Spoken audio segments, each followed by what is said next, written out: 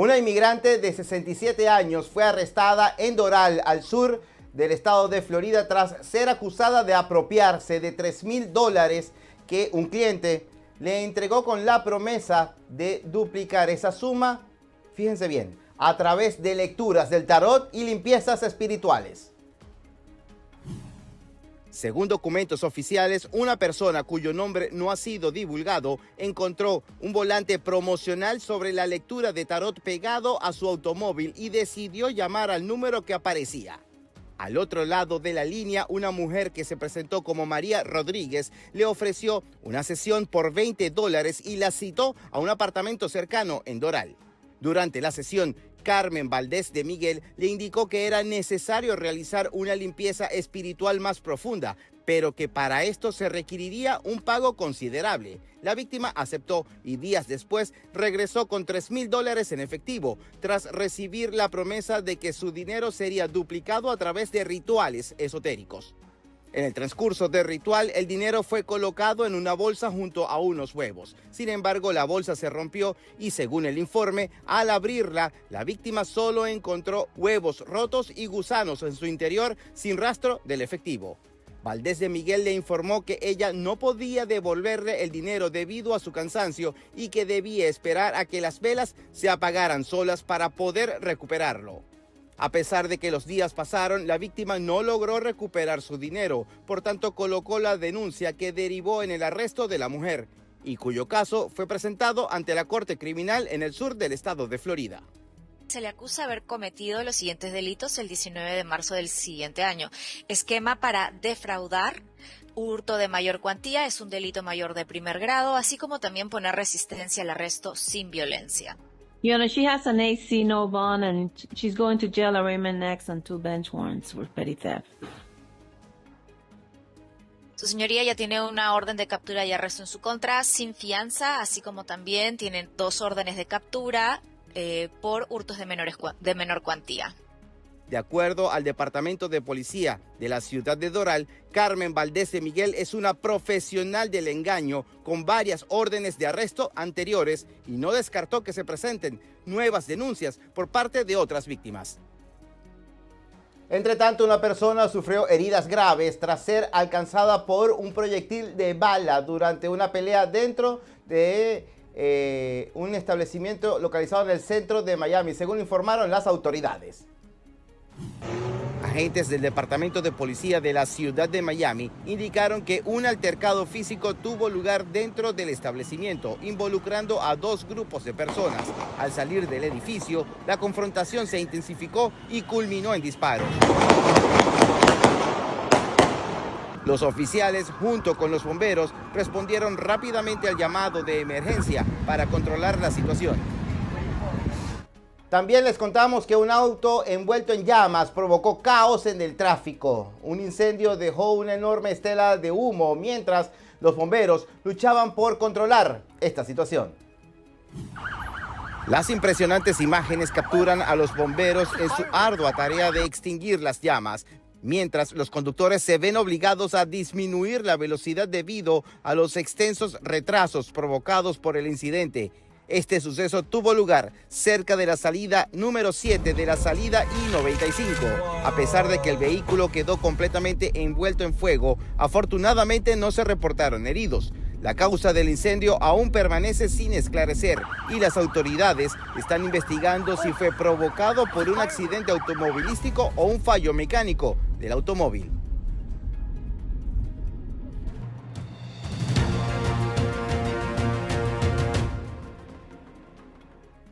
Tras el anuncio del presidente de Estados Unidos, Donald Trump, sobre los nuevos aranceles, la Unión Europea asegura que está dispuesta a negociar con el gobierno estadounidense, eso sí, precisamente su eliminación, pero no va a esperar mucho tiempo.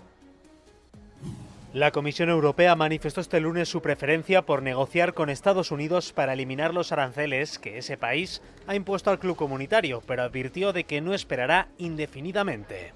En su apuesta por la negociación, Bruselas ha propuesto a Estados Unidos situar en 0 los aranceles de los 2 bloques a los automóviles y los bienes industriales, como anunció la presidenta de la Comisión, Ursula von der Leyen.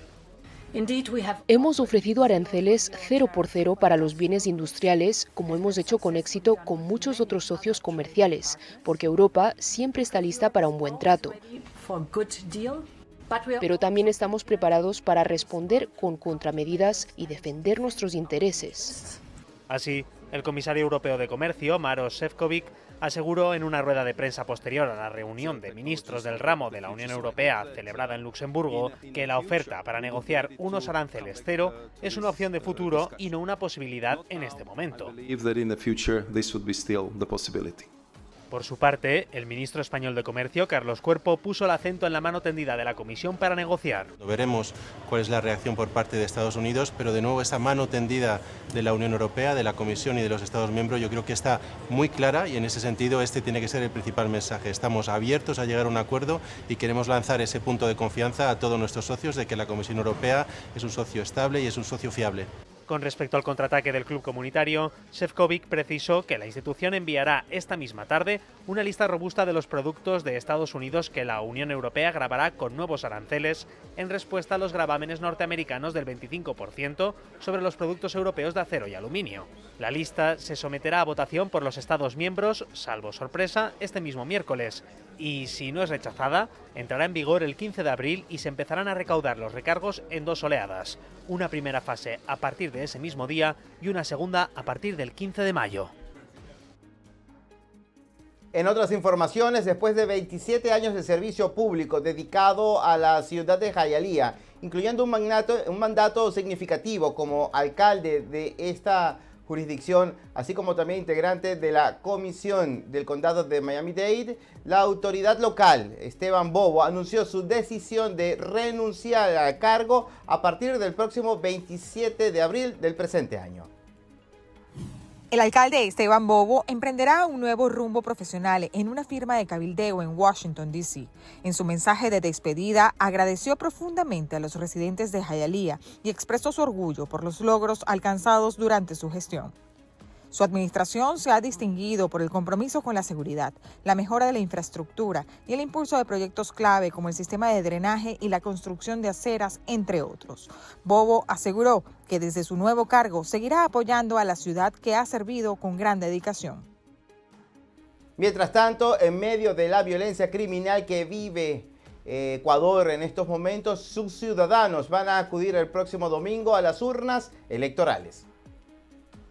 Este 13 de abril, Ecuador tomará la decisión de quién gobernará por los próximos 4 años en medio de la peor crisis de seguridad de su historia, al registrar en el inicio de 2025 un homicidio cada hora, a pesar de llevar un año en una guerra contra el crimen organizado declarada por Daniel Noboa, actual presidente y candidato a la reelección, que puso a los militares en las calles y más cárceles para tratar de frenar la violencia.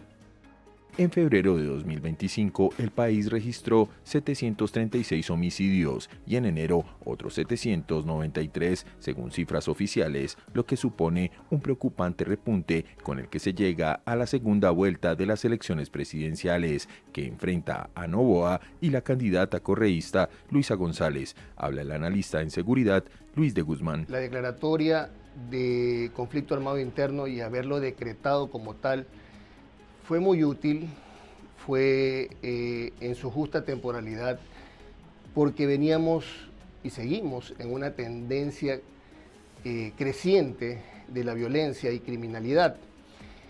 Pero haberlo decretado bajo esa norma y esa ley sirvió especialmente para poder tener como respuesta más contundente, de una manera más evidente, con el mejor uso de la fuerza, incluso ya con respuesta bélica, incluyendo a los militares dentro de esta gestión. Esta nueva arremetida de la violencia se da después de que con la declaración del conflicto armado interno, el 2024 acabase con una disminución de un 15% respecto al 2023, año en el que Ecuador fue el país más violento de Latinoamérica, con una tasa de 47 muertes violentas por cada 100.000 habitantes. Por otra parte, en México crearon un programa educativo para escolarizar a los niños migrantes que se encuentran varados en la frontera sur del país.